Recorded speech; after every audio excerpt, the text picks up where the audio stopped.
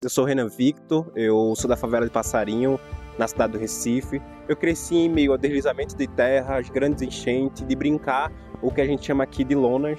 Lonas são proteção das barreiras, para que as barreiras não venham a cair e as casas não venham a deslizar junto. Infelizmente, transitar por esse território tem se tornado cada vez mais difícil, pelas grandes chuvas, pelo calor extremo. As pessoas que aqui habitam são pessoas que infelizmente estão perdendo a sua vida.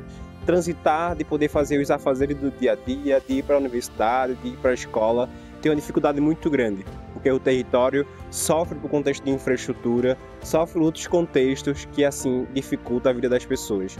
Infelizmente, a cidade do Recife é uma das cidades mais desiguais do país. A gente visa e visualiza que antigamente a gente tinha um equilíbrio entre território e natureza, entre natureza e as pessoas que aqui habitam. Veja duas vezes, porque as mudanças climáticas também vivem com você.